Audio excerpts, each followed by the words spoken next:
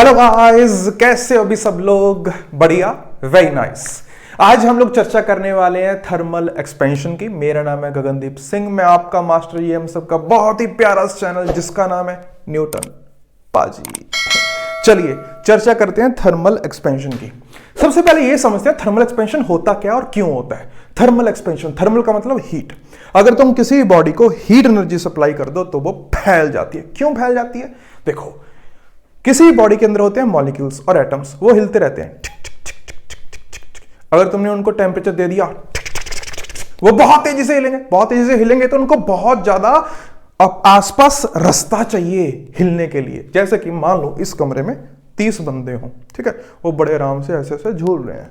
मान लो कि मैं टेम्परेचर में गर्मी कर दूं, सॉरी रूम में गर्मी कर दूं, और वो भी जून के महीने में, तो भाई साहब बंदे बावले हो जाएंगे। उनको ज्यादा रास्ता चाहिए, ज्यादा स्पेस चाहिए फैलने के लिए, हाँ कि ना? वो ऐसे ऐसे वाइब्रेट होंगे बहुत तेजी से, तो वो एक्सपेंड हो जाएगा। मटेरियल तो एक्सपेंड हो सकता है, तो वो एक्सपेंड हो जाएगा। उनके मॉलिक्यूल्स ऐसे धक्का मारेंगे, उनके बीच में जो एवरेज डिस्टेंस है वो बढ़ जाएगा, एक्सपेंड हो जाएंगे। यही कारण है थर्मल एक्सपेंशन का। तो हेडिंग डालो, thermal expansion. Thermal expansion. Okay, if heat is given to a body, if heat is given to a body, the average distance between molecules increases, resulting in expansion, इसी को thermal expansion बोलते हैं। बहुत बढ़िया, शानदार, मजा आया। तो सॉलिड्स, लिक्विड्स और गैसेस सब में एक्सपेंशन हो सकते हैं। सॉलिड्स का जो एक्सपेंशन अपने को दिखता बहुत कम है, मतलब दिखता ही नहीं है, क्योंकि उनमें एक्सपेंशन होता बहुत कम है। मान लो कि तुम कोई चीज है, कोई रॉड है, कोई बर्तन है, उसको तुम गर्म कर रहे हो, क्या बोलते हैं, वैसे बड़ा होता नजर आ जाएगा है? गैस पे बर्तन रखा, इतना कड़ाही बन गई हो ऐसा तो नहीं होता, क्योंकि उनका एक्सपेंशन बहुत कम होता है। लिक्विड में थोड़ा सा ज्यादा होता है, गैसेस में बहुत ज्यादा होता है। गैसेस का एक्सपेंशन काफी ज्यादा होता है as compared to solids and liquid. Solids में सबसे कम। बहुत बढ़िया, शानदार, मजा आया। अब जो सॉलिड बॉडीज होती हैं वो 1D 2D 3D कैसी भी हो सकती हैं। 1D कैसे? एक बहुत ही पतली तार ले लो, वो 1D बॉडी होगी। प्लेट ले लो, एक प्लेट, वो 2D बॉडी होगी। एक क्यूब ले लो या कोई भी बॉडी ले लो, वो 3D बॉडी होगी। लेकिन लिक्विड्स में और गैसेस में 1D नहीं बना सकते हैं कि भाई पानी की तार ना, ऐसा तो नहीं होता। पानी का तो वॉल्यूम ही होगा ना, एरिया होगा, वॉल्यूम होगा। सिमिलरली गैस का भी वॉल्यूम होगा। समझ में आया? तो एक्सपेंशन हो सकते हैं 3 टाइप के, 1D 2D और 3D। ये सिर्फ सॉलिड्स में हो सकते हैं। कौन कौन से? 1D and 2D। गैसेस और लिक्विड्स में सिर्फ 3D होंगे। तीनों डायमेंशन एक्सपेंड करेंगे। वॉल्यूम होता है ना गैस और लिक्विड के पास, तो उनके पास तो कोई ऐसा एरिया या लेंथ वाली बातचीत तो नहीं हो सकती। समझ में आया? पक्का, बहुत बढ़िया, शानदार। छापो इसको, छाप लिया। तो सबसे पहले 1D एक्सपेंशन की चर्चा करते हैं। मान लो कि अपने पास एक रॉड है जिसकी लंबाई है L0, ठीक है। मैंने इसको गर्म कर दिया, अच्छा, और ये इसकी लंबाई बढ़ गई। कितनी बड़ी? Delta L। अच्छा, ये डेल्टा L किस किस चीज पे डिपेंड करेगा? डेल्टा L एक तो डिपेंड करेगा कितना टेम्परेचर बढ़ाया, इस पर डिपेंड करेगा भाई कितना गर्म कर रहे हो, कितना टेम्परेचर बढ़ा रहे हो, हाँ कि ना? बिल्कुल। ये डेल्टा L0 पे भी डिपेंड करेगा। कैसे? अभी बताता हूं।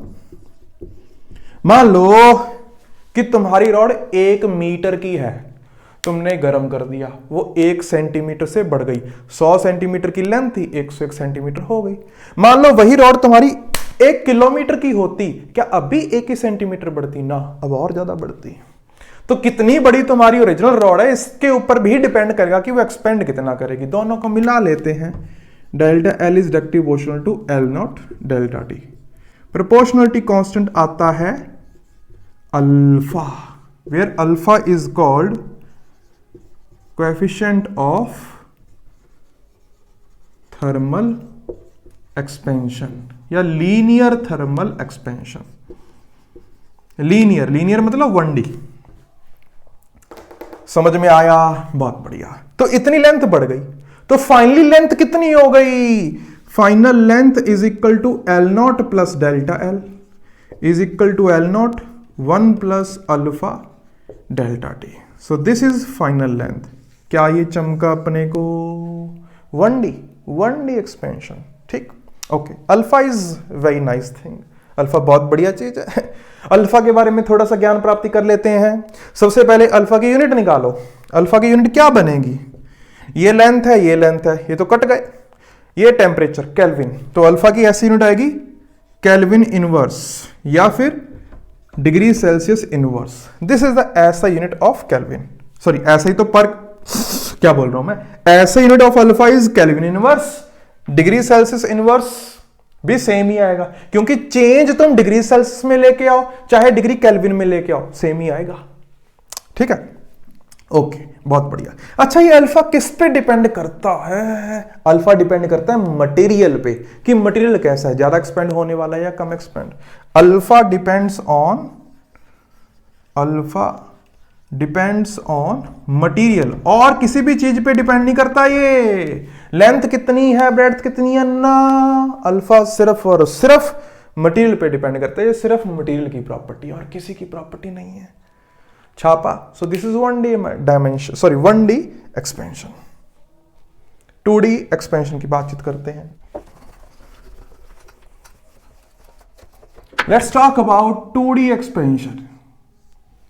मान लो कि अपने पास एक प्लेट है, ठीक है, स्क्वायर प्लेट मान लेते हैं L और L की। इसको गर्म कर दिया, ये L फाइनल और L फाइनल हो गई। ठीक है, बहुत बढ़िया, शानदार। तो इसका कुछ एरिया था, वो एरिया बढ़ गया। So delta A is directly proportional to A naught delta T आ जाएगा। तो प्रोपोर्शनलिटी कांस्टेंट इसका बनेगा बीटा। बीटा क्या हुआ? Coefficient of areal expansion. ठीक है, एरिया के हिसाब से एक्सपेंशन होने वाला। बहुत बढ़िया, शानदार, मजा आया। तो A final is equal to A not 1 plus beta delta T. अच्छा, ए फाइनल को मैं एल फाइनल का स्क्वायर भी तो लिख सकता हूं, is equal to L not square 1 plus beta delta T. सही बात। अच्छा, एल फाइनल को मैं L not 1 plus alpha delta T लिख सकता हूं, square square is equal to L not square 1 plus beta delta T. देखो, एल नॉट स्क्वायर और एल नॉट स्क्वायर तो कट गया। यहां पे देखो, इसका स्क्वायर करना है, 1 plus alpha square, sorry delta T square plus 2 alpha delta T is equal to 1 plus beta delta T. तो 1 ने 1 को मारा। अल्फा बहुत छोटा होता है, बहुत छोटा होता है, 10⁻⁻⁹ तो अल्फा स्क्वायर तो बहुत ही ज्यादा छोटा होगा, इसको नियर टू 0, नेग्लेक्टेड।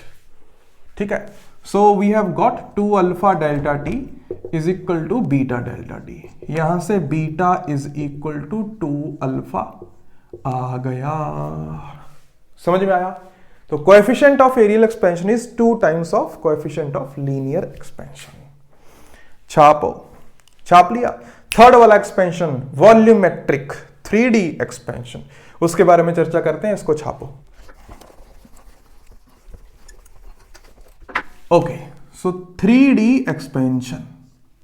मान लो कि अपने पास एक क्यूब है, उसका volume V final is equal to V not 1 plus gamma delta T लिखा जाता है। डायरेक्ट लिख दिया मैंने। ठीक है, what is gamma? Gamma is equal to coefficient of volumetric expansion. सही बात, ठीक है। तो V फाइनल को मैं L फाइनल का cube is equal to L naught cube 1 plus gamma delta T. L final की वैल्यू पुट कर देता हूं, ये बनेगा L naught 1 plus alpha delta T का whole cube is equal to L naught cube 1 plus gamma delta T. L naught cube उड़ गया, इसको एक्सपेंड करो, 1 plus A square, sorry A cube plus B cube plus 3a B square plus 3b a square is equal to 1 plus gamma delta T. 1 ने 1 को मार दिया। Alpha बहुत छोटा तो अल्फा क्यूब बहुत ज्यादा छोटा, अल्फा स्क्वायर भी बहुत ज्यादा छोटा, 3 alpha delta T is equal to gamma delta T. तो यहां से गामा की वैल्यू आई 3 alpha. So beta is equal to 2 alpha, gamma is equal to 3 alpha. क्या ये बात समझ में आई? पक्का? सोच लो। बहुत बढ़िया, शानदार, मजा आया। तुम्हें क्वेश्चंस बहुत अच्छे से असाइनमेंट में मिलने वाले हैं इसके, बढ़िया मजे से क्वेश्चन करना। अब आगे की थोड़ी सी और चर्चा करते हैं। अच्छा, वॉल्यूम चेंज हो जाता है, ठीक है ठीक है ठीक है। एक बॉडी है, उसका कुछ मास है, मैंने उसको हीट अप किया, उसका वॉल्यूम चेंज हो गया, लेकिन क्या उसका मास चेंज हुआ? ना, मास तो नहीं रहेगा। इसका हम लोग क्या डेंसिटी चेंज हो जाएगी? हाँ। सो लिखो effect of heat on density. Density पे क्या इफेक्ट पड़ता है? देखो, rho is equal to M by V, ठीक है। अगर तुमने हीट दे दी तो rho dash is equal to M divide by V, 1 plus gamma delta T हो जाएगा। दोनों को डिवाइड कर लो, rho dash divide by rho is equal to 1 by 1 plus gamma delta T आ जाएगा। अरे आया कि नहीं आएगा यार? सो हमने कहा rho dash is equal to rho upon 1 plus gamma delta T. क्या ये बात चमकी अपने को? डेंसिटी कम हो गई भाई साहब, वॉल्यूम बढ़ गया ना, डेंसिटी कम हो गई हीट करने से, gamma delta T. So this is the effect on density due to heat. कोई दिक्कत परेशानी किसी को? छापो फिर।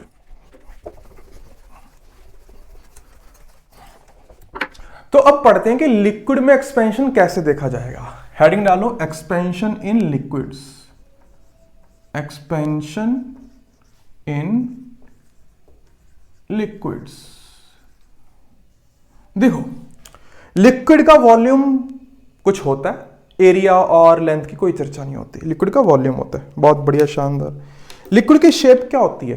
कुछ भी नहीं, जिस कंटेनर में डाल दो वही उसकी शेप है। इसका मतलब लिक्विड किसी कंटेनर में होना चाहिए। हाँ, मान लो कि कोई कंटेनर ऐसे है, ठीक है, बढ़िया कंटेनर, मजेदार लोहे का मान लो, इसमें कुछ लिक्विड भरा हुआ है ऊपर तक, बिल्कुल लबालब, बहुत बढ़िया, शानदार। मान लो कि V वॉल्यूम है, V नॉट मान लिया, लिक्विड का वॉल्यूम कंटेनर में भरा हुआ है।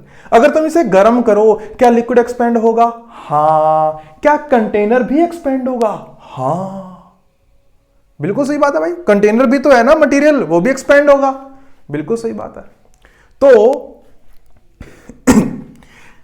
Delta V of liquid is equal to V not gamma liquid delta T. सही लिखा। Delta V of solid is equal to V not gamma solid into delta T. क्या मैंने सही लिखा? पक्का? देख लो, बहुत बढ़िया। अगर लिक्विड ज्यादा एक्सपेंड हो गया, कंटेनर इतना ज्यादा एक्सपेंड नहीं हो पाया, क्या लिक्विड कंटेनर से बाहर आ जाएगा? बिल्कुल सही बात। कितना बाहर आएगा देखते हैं। मान लो कि 100 लीटर का कंटेनर था, 100 लीटर पानी था, पानी एक्सपेंड होके 105 लीटर बन गया, लेकिन सॉलिड एक्सपेंड होके 102 लीटर ही बन पाया। क्या 3 लीटर पानी बाहर गिर जाएगा? यस। वो 3 लीटर कैसे आया? वो 3 लीटर आया V आउट या V overflow is equal to delta V liquid minus delta V solid. सही लिखा मैंने। इस तरीके से हम लोग कितना वॉल्यूम बाहर आएगा लिक्विड का वो बता सकते हैं। तो ये आएगा V not gamma liquid minus gamma solid into delta T. So this is V out या ओवरफ्लो। क्या ये चमका? ये जो डिफरेंस है इसको बोलते हैं गामा एपरेंट। क्या बोलते हैं? Gamma apparent. कि ये बताएगा अपने को कि लिक्विड बाहर आएगा या नहीं आएगा। कैसे? If gamma apparent is greater than 0, अगर ये पॉजिटिव हुआ तो V आउट पॉजिटिव आएगा, तो होगी ओवरफ्लोइंग, ओवरफ्लो हो जाएगा, पानी बाहर आ जाएगा। अगर ये गामा एपरेंट 0 हुआ, मतलब कि जितना एक्सपेंशन लिक्विड का हुआ उतना एक्सपेंशन सॉलिड का हो गया, तो लिक्विड अब भी लबालब बाहर आएगा, है ना।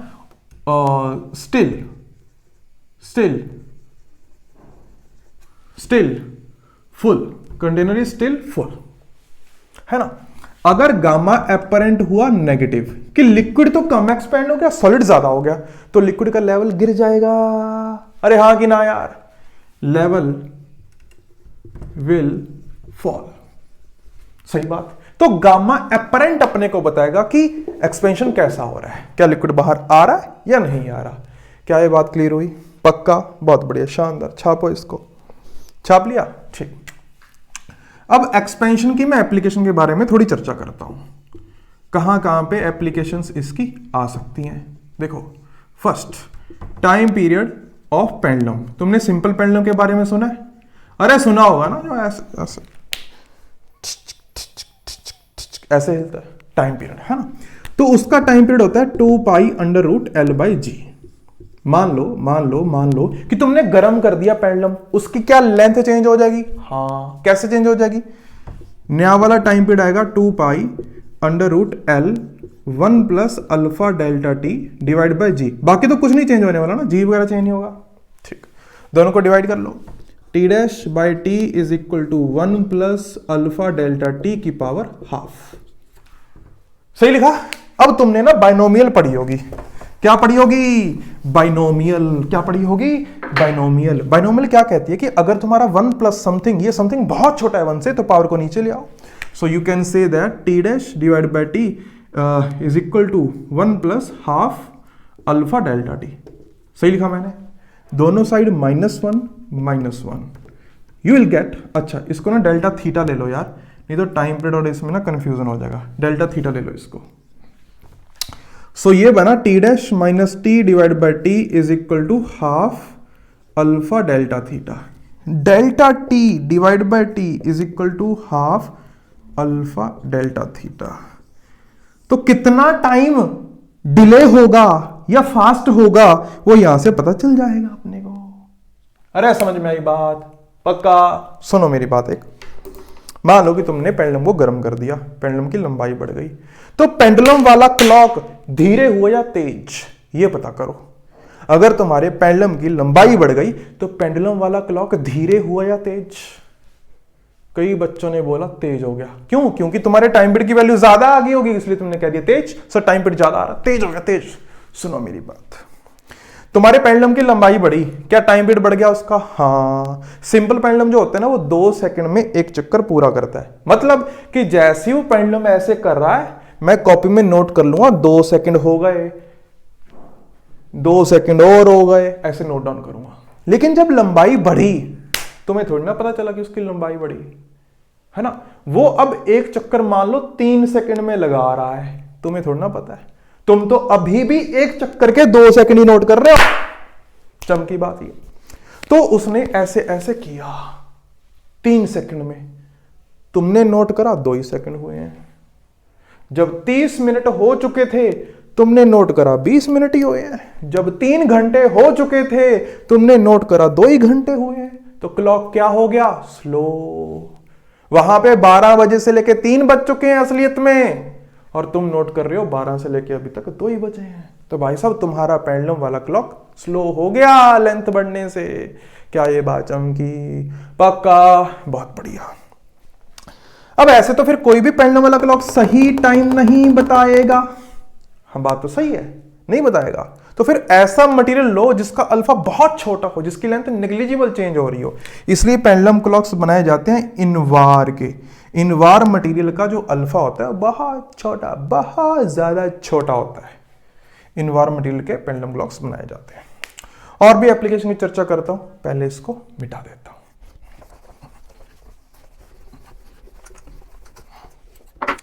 सेकंड, मान लो कि एक दीवार है, उसमें हमने एक रॉड ऐसे लटका रखी है, ऐसे फंसा रखी है। ये फिक्स दीवार है, ठीक है, दीवार आर फिक्स्ड। अगर मैं इस रॉड को गर्म कर दूं, तो इसकी लंबाई तो नहीं बढ़ सकती, लेकिन क्या ये दीवारों पे स्ट्रेस डालेगी? हाँ, उसी स्ट्रेस की चर्चा करना हूं मैं। थर्मल स्ट्रेस, क्या बोलते हैं उसे? थर्मल स्ट्रेस, ठीक है। तो अगर इसको एक्सपेंड करते तो ये delta L is equal to L not alpha delta T आना चाहिए था। तो इसमें जो स्ट्रेन आता वो आता अल्फा डेल्टा टी के बराबर। This is strain delta L by L, ठीक है। Young's modulus is equal to stress divide by strain. इसका मतलब जो इस रॉड में स्ट्रेस डेवलप हुआ वो Young's modulus into alpha delta T आएगा। So this is thermal stress, simple. और एप्लीकेशन क्या होती है? देखो, ब्रिजेस देखे होंगे तुमने, ब्रिजेस के बीच में ना जॉइंट्स छोड़े जाते हैं ताकि गर्मियों में वो जॉइंट्स भर जाएं, एक्सपेंड होके वो भर जाएं। रेलवे लाइंस, जो रेल्स होती हैं, उनमें भी जॉइंट्स के बीच में गैप छोड़ा जाता है ताकि वो गैप भरे जब एक्सपेंशन हो। हाँ कि ना? So gaps are left in bridges and rails, इनके बीच में गैप्स छोड़ा जाता है। बहुत सारी एप्लीकेशन है यार। हमारे घर में कोई चीज खुल नहीं रहा हो, ढक्कन नहीं खुल रहा हो, तो हम लोग उसको गर्म पानी में डुबा देते हैं, ढक्कन थोड़ा एक्सपेंड होता है, लूज होता है, खोल देते हैं। हाँ कि ना? So many applications. जैसे कि वो बिजली वाली तारे बांधते हैं ना खंभों के ऊपर, अगर तुम सर्दियों में बांध रहे हो तो टाइट बांध लो, क्योंकि उन्होंने गर्मियों में तो एक्सपेंड ही होना, लटकना ही है। लेकिन अगर गर्मियों में तुमने टाइट बांध दी तो वो सर्दियों में कॉन्ट्रैक्ट होकर ऐसे टाइट हो जाएंगी, बहुत हो सकता है खंभे उखाड़ दें। तो गर्मियों में अगर तुमने तारे बांध दिए तो लूज ही बांधना, क्योंकि सर्दियों में ठंडी होकर उनकी लेंथ कम होएगी। ठीक है? अगर तुमने गर्मियों में बिल्कुल टाइट बांध दी तो उससे ज्यादा छोटी लेंथ तो हो ही नहीं सकती, वो खंभे तोड़ देंगी।